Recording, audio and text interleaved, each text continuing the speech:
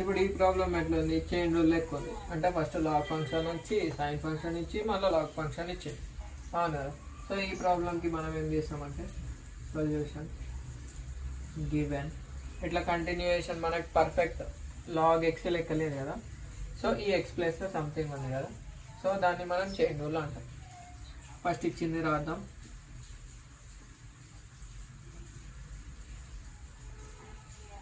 రాష్ట్రం. ఇప్పుడు మనం ఏం చేస్తాం, డిఫరెన్షియేషన్ చేస్తాం.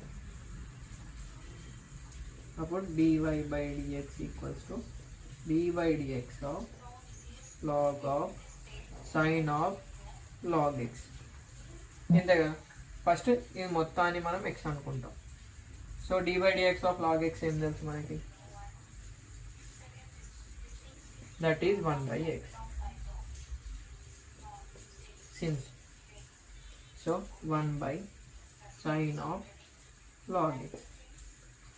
ఇది x అనుకున్నాం కదా, ఏదైతే x అనుకున్నామో దానికి మళ్ళీ డిఫరెన్షియేషన్ చేయాలి, sin ఆఫ్ log x. ఇట్లా చేసుకుంటూ పోతూనే ఉంటాం మనము.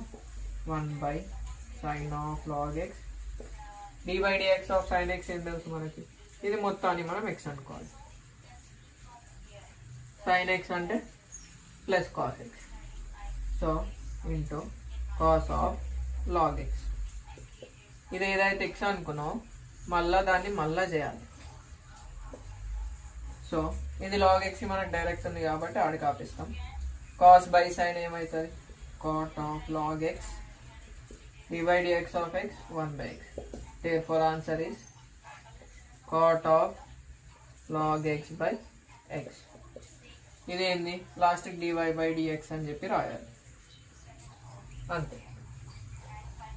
ఇవి మనం ఎక్కువ LAQs లో వస్తాయి, కాకపోతే ఇది VSAQ లో వచ్చింది. అంటే ప్రొసీజర్ LAQ లో వాడతాము, SAQ లో క్వశ్చన్ గీట్ వస్తుంది.